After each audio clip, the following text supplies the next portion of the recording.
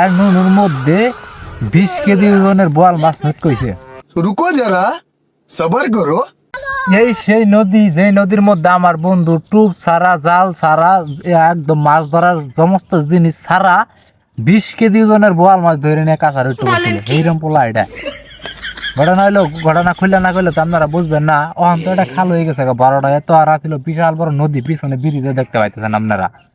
তো হানার আমলে এই পুন্ডায় আবার মানে ন্যাংডা ছাড়া পুকুরও নামতো না, নদীর নামতো না, ন্যাংডা হয়ে গোসল করতো।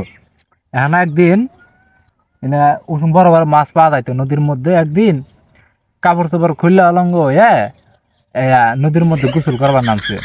গোসল করার নামে মানে ওর পাখিটা দেখা যাইতেছে, নাইমা হাইরে এবার করতেছে, ও তো ফাল ফারতাছে, আর ওর পাখিটাও তো খালি নড়াচড়া করতেছে মাছে নাহলা। এখন বোয়াল মাছে মনে করছে যে মানে টাহি মাছ নড়াচড়া করতেছে, বোয়াল মাছ আবার মাছ টাছ খা। টাহি মাছ মনে করে বোয়াল মাছ আয় হাইরে, যে পাখিটা আছে পাখির মধ্যে বোয়াল মাছে কামড় মারা ধরছে। কামড় মারা ধরছে, এই তো শিক্ষার মাইরে হাল মাইরে আবার ছিড়াই ছাড়াই এখন কাঁচার উঠে পড়ছে। কাঁচার উঠে দেখে নুনুর মধ্যে, কাঁচার উঠে দেখে আর নুনুর মধ্যে 20 কেজি ওজনের বোয়াল মাছ নট কইছে।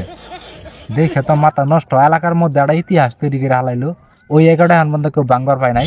ওখানে আমি চিন্তা করতে আছি, আল্লাহ ভালা জানে ওর যে ওই বোয়াল মাছে কামড়টা দিল আর পাখিটা এখনো আছে কি না, আল্লাহ ভালা জানে, ও নিজে জানে।